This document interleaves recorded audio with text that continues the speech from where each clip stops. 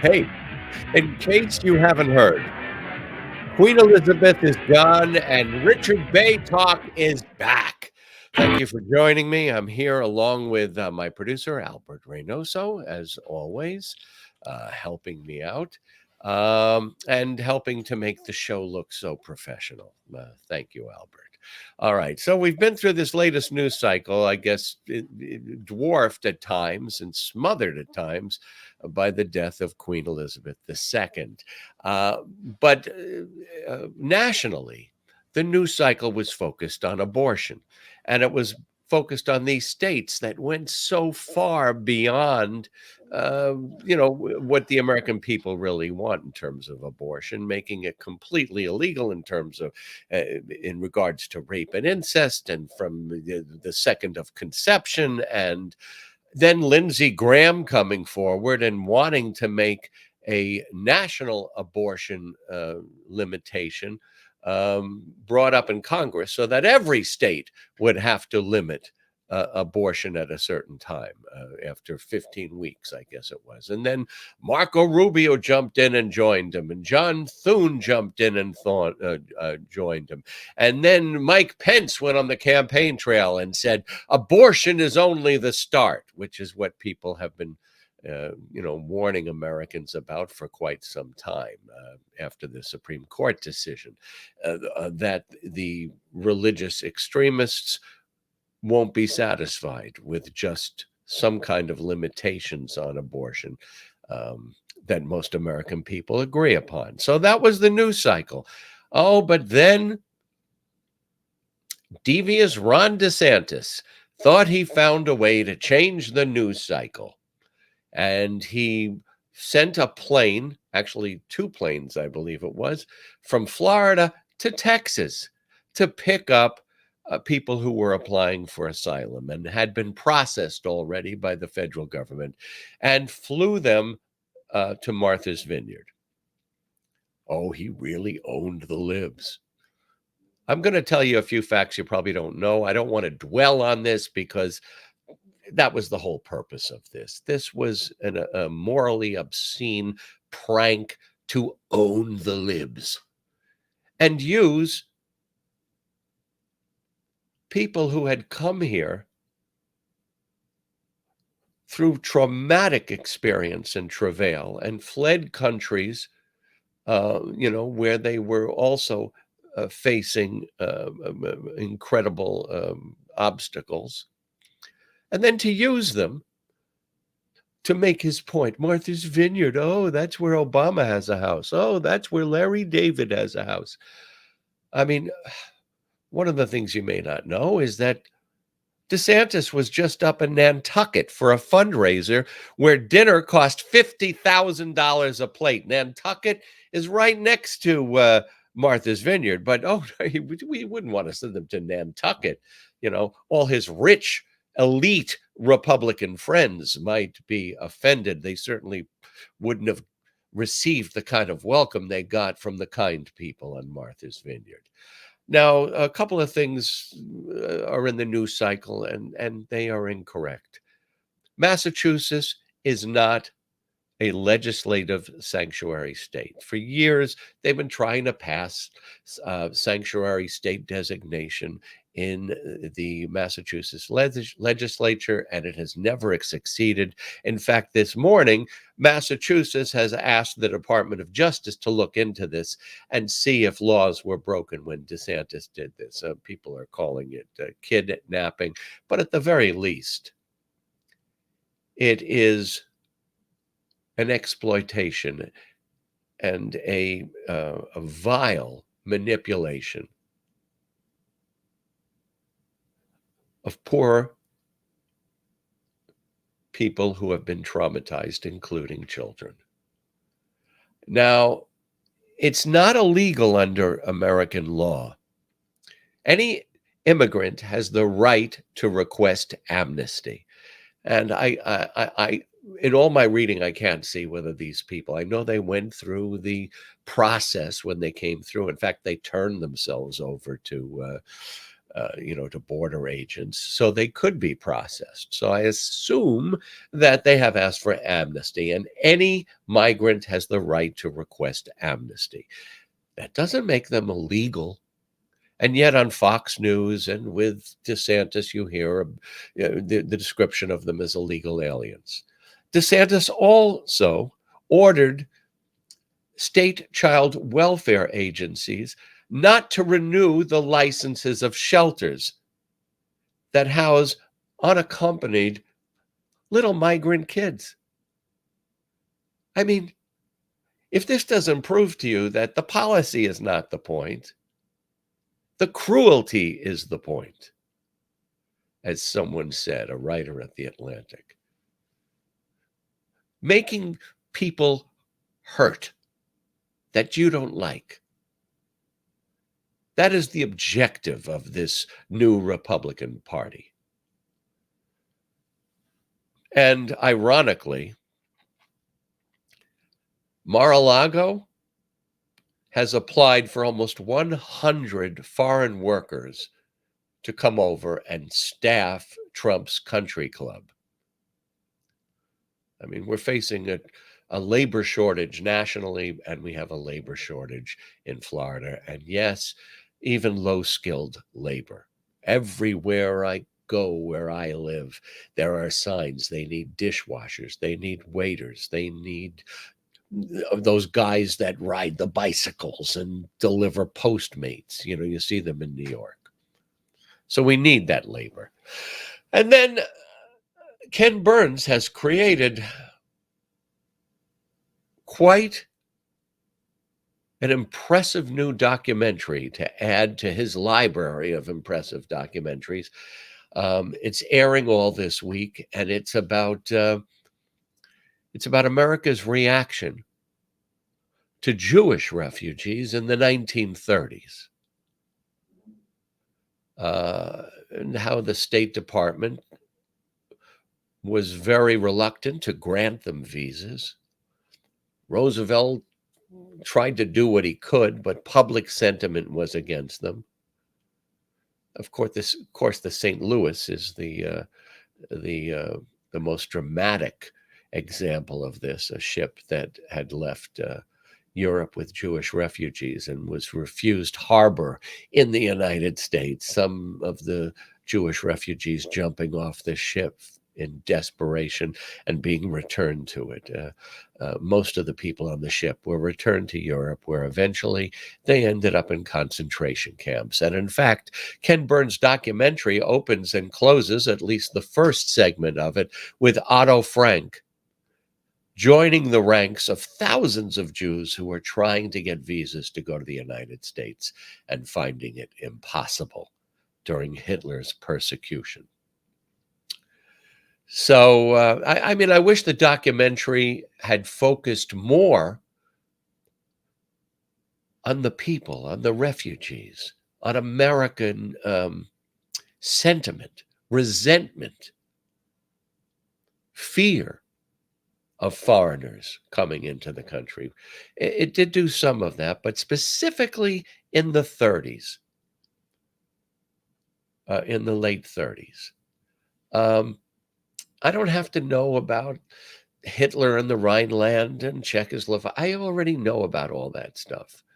There was interesting footage, but the thing that really was most moving and effective was seeing children who had escaped Germany and Austria, who were the lucky ones, some leaving their families behind, getting one visa so they could come to America. They're, of course, now older senior citizens. But their personal stories about leaving, the place where they grew up, the language that they spoke, their families left behind. One of them, now an older man, was 15 when he left. I mean, those stories of their desperation and their family's desperation and how difficult it was for them to come to America were the most moving part of the entire documentary, in my opinion. And if you haven't seen it, you should. But American sentiment in the 1930s, well, Americans were asked by the pollsters, German, Austrian, and other political refugees, should we allow them to come to the United States? 67% of Americans said no. What is your attitude towards allowing German, Austrian, and other American political refugees to come into the United States? That's 1938. I mean, we know how bad things were and how they were getting worse over there. 67.4% said, hey, things are bad enough here. We should try to keep them out. All right, so maybe these were uneducated people who were victims of prejudice. But what about college students? College students who were more sophisticated, who were educated, who were probably up on the news. Can we see that pic of college students? Okay, this is a survey of U.S. college students in December of 1938. This is after Kristallnacht. Should the United States offer a haven in this country for Jewish refugees from Central Europe? Wow! Even more of the college-educated said no. Almost 69% said forget about it. All right, but, what about the children? What about those kids? What about that 15-year-old that I saw as an old man last night talking about how difficult it was for his family to try to send him to the United States and how difficult it was to get a visa? What about children? Well, Americans were asked about the children as well. Can we see that picture? Thank you.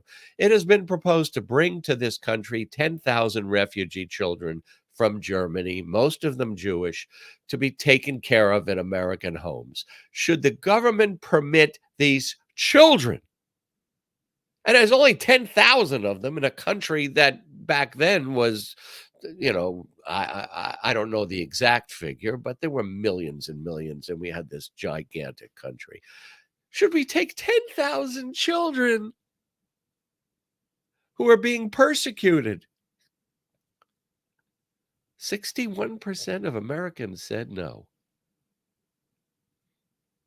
All right, now there's been a lot of consternation, Fox News and radio talk show hosts saying that Ken Burns is comparing what's happening to this new wave of refugees, the Venezuelans and the Cubans, and to the Holocaust. No, he's not. He's comparing the attitude of Americans in the 1930s to the attitude of some Americans in our time. He is comparing the demonization of desperate Jews by radio figures like Father Coughlin and others, by Lindbergh talking about the Jewish conspiracy, and the kind of irresponsibility and appeal to resentment and hatred we find in right-wing media in America today. That's what he's talking about. Those surveys were taken in 1938. I mean, there were no Jews escaping after 42. Or if there were, I'm not aware of them, because they were ending up in the showers and ovens of Dachau and Auschwitz and Birkenwald. All right. So, I talked about that right-wing media, and a lot of people are concerned about the changes at CNN. CNN has a new owner, and the man that controls it is a guy, John Malone, who was a big Trump supporter and has sent him money. And he has installed someone to change CNN.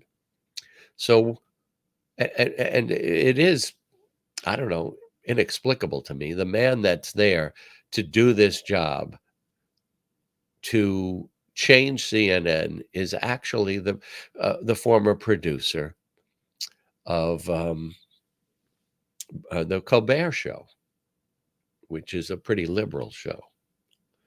But we've seen in the last few weeks, John Harwood let go, Brian Stelter's show canceled, and Don Lemon demoted from his primetime slot to the mornings. People are wondering what's going to happen next. And if you think that doesn't have a chilling effect on on-air talent, let me tell you, I've been there and I have felt the chill, although I didn't succumb to it. You know, Bob Grant once said, "Listen, pal,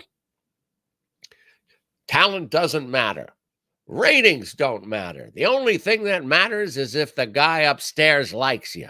If the PD doesn't like you, then you're out." And I have to tell you, in my experience, that is the truth. Now,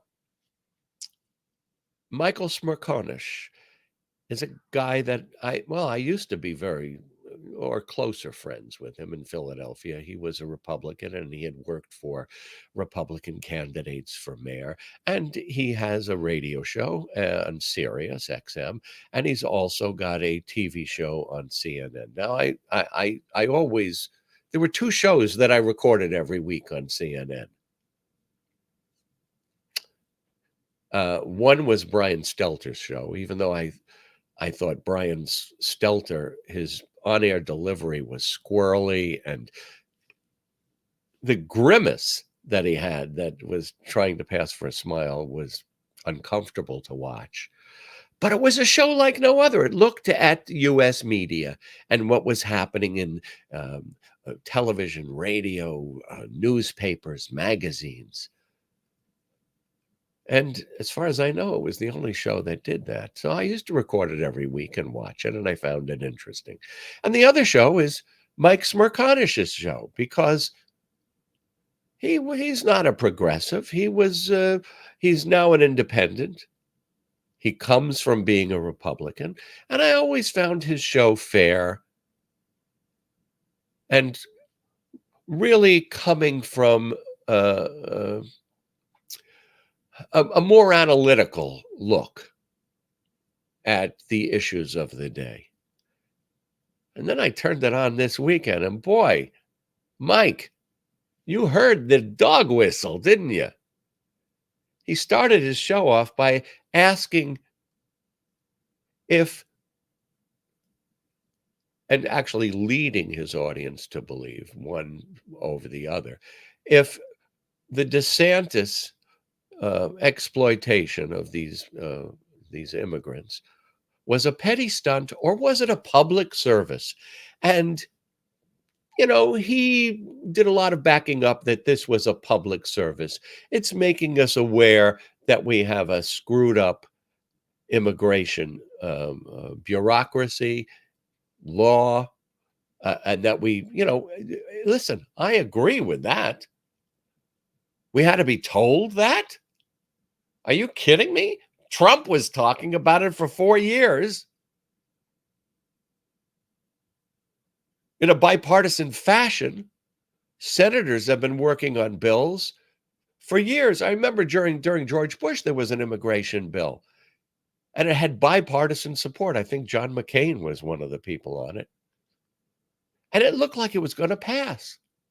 And then what happened? Hannity and the voice of God. This is terrible. We can't let these immigrants in. Limbaugh mounted this big campaign for their listeners to write their congressmen, to write letters, to call them in. This was having a new immigration law was terrible, and it dissolved. Recently, Mike Rounds, who was a guest on the Smerconish show, was talking about how he worked with Angus King, who is an independent, to create a new immigration law, which went nowhere. So, yeah, it's a problem that we should deal with. But this certainly was no public service. So, of course, then Mike Smerconish has Mike Rounds, who's a senator from, North Dakota or South Dakota? One of the Dakotas. Who's a Republican who comes out with the Republican talking points. Then he has a Republican pollster come out who says that all of this anticipation of the Democrats doing better in the midterms is wrong, and that all the other pollsters are misreading it. So this guy with the bow tie comes out, and he's a Republican pollster. And then, at the end of the show, he asks, actually during the show, he asks his viewers to vote on his question of the day. Was what Ron DeSantis did a petty stunt, or was it a public service? And he lets you damn well know this was the result at the end of the show. And he was upset. He was upset with his producers because she said, wait till you see the results. And he said, I thought that meant that it would be evenly divided. Is Governor DeSantis sending migrants to Martha's Vineyard a petty stunt or a public service? That's not even a... Yeah, right. 89% called in and said it was a petty stunt. So what was Mike Smerconish's response when he came back on the air? He said, well, that's a CNN audience. Mike, it's your audience. And I know you're trying to please the new producers. But come on, do you have to make it that obvious?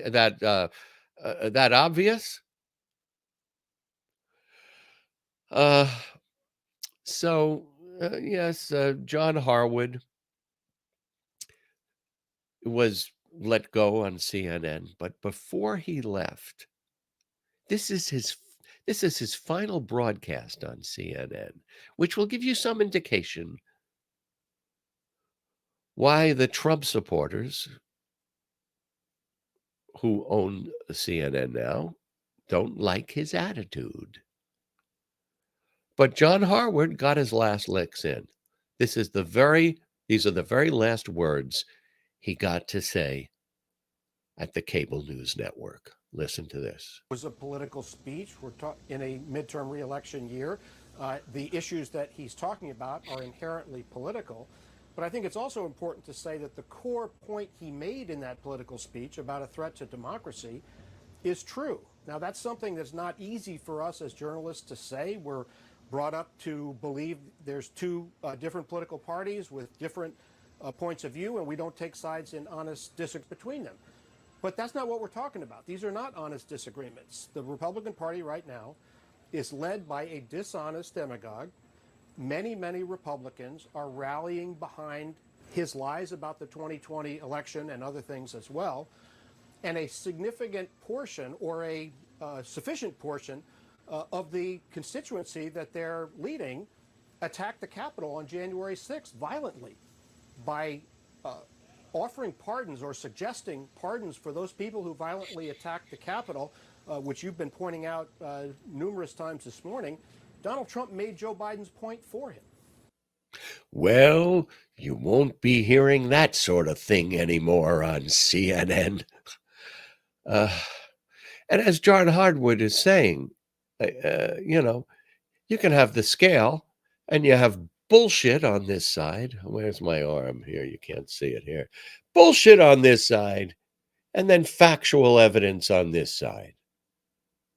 You can't put your thumb on the bullshit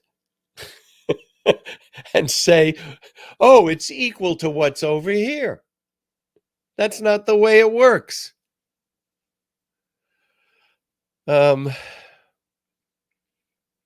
Anyway, John Harwood, he used to work for the Wall Street Journal. And CNN, from it's been reported, they will no longer allow their broadcasters to use the term the big lie. It's too judgmental.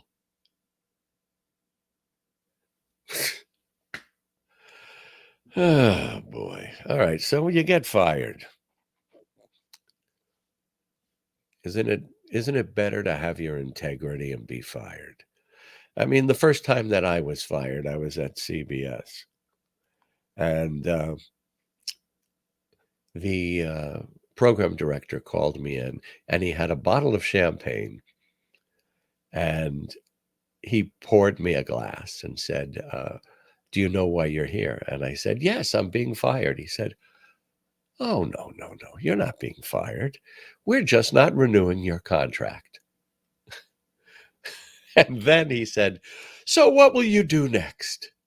And I said, well, give me a break. At 3:00, I had a job, and now it's 5:00. And he said, I suppose you'll go back to the theater, your first love. It was a very pleasant affair. I had a clip, on one of these other shows where I spoke with Sammy Davis Jr., and that occurred on the morning that I discovered that I was being fired from KYW. At one point, I was walking on 57th and 8th, and this guy lit up when he saw me and said, Richard Bey, I used to see you on People Are Talking. And I said, that guy is going places. He said, I could tell how talented you are when I first saw you on television. He said, and then they fired you and hired Matt Lauer. And then they fired Matt Lauer and they rehired you. Boy, you really showed them. And I said, I really showed them. Matt Lauer is on the Today Show making $25 million a year. And I'm on a talk radio station. Or at the time, I probably could have been out of work. So I have to say, though, being fired in broadcasting is different from being fired from other jobs.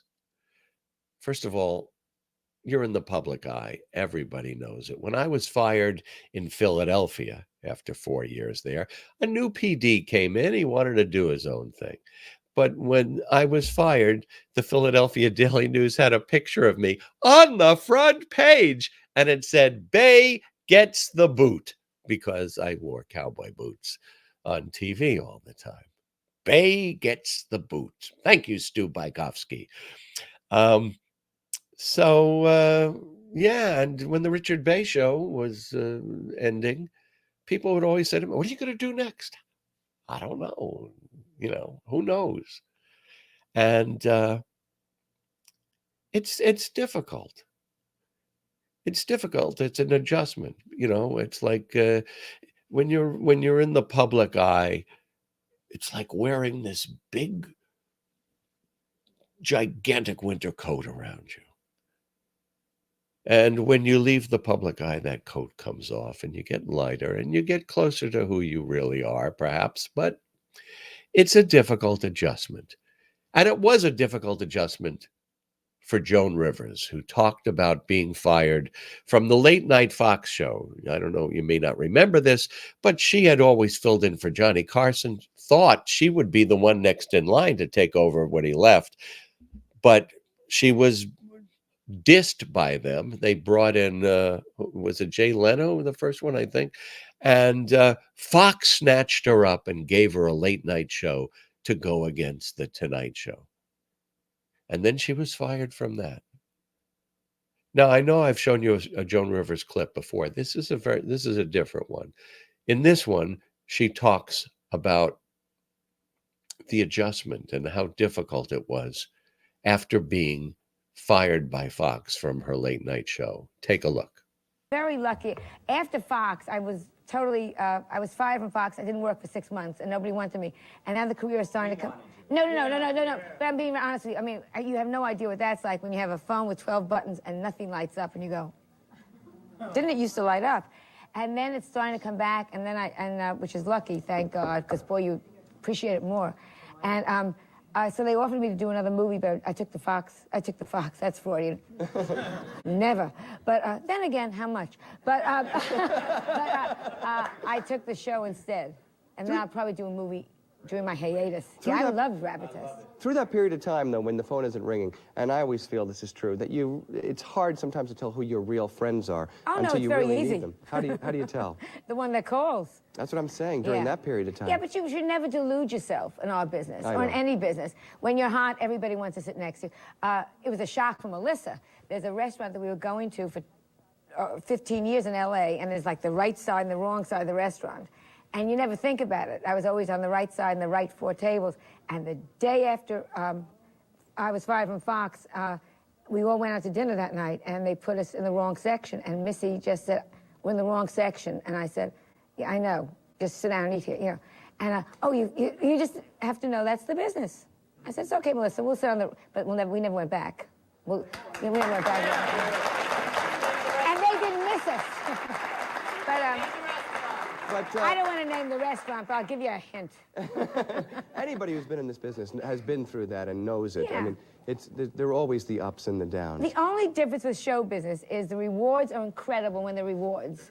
But boy, when it's over with, it's like quicksand. Oh, sure. How much can I sell those for? No matter. These are for you. Oh! I'd give you a kiss, but I don't want you to get that flow. Joan. That's great. Thank you. I will kneel at your feet. Oh, thank you so much.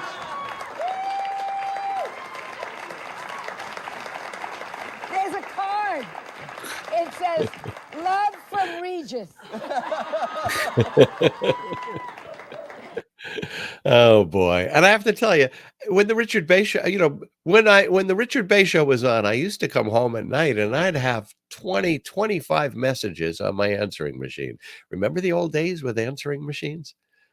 And I go, beep, hey, Richard, what are you doing tonight? Beep, Richard, I met you at this club.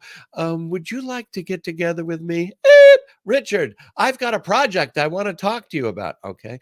So when the show is over, yeah, I say after a couple of weeks, I would come home and I'd have 3 answering messages. One from my mother or father, and one from my best friend, and one from my girlfriend.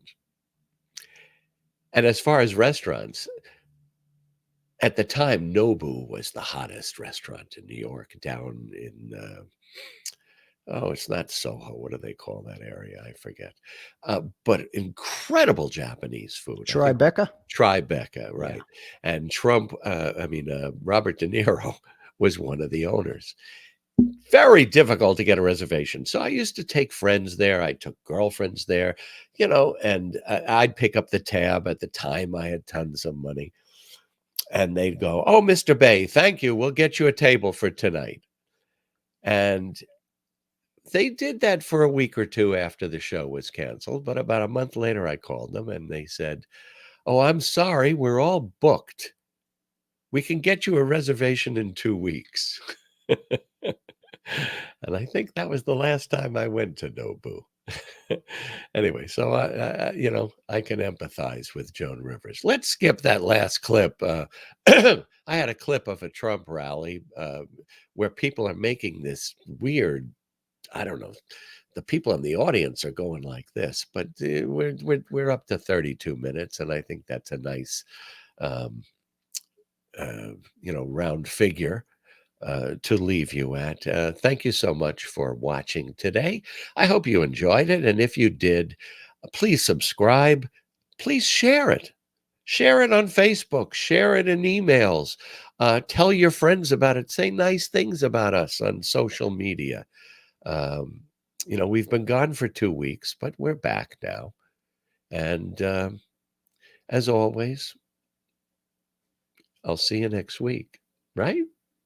And all my best. Take care.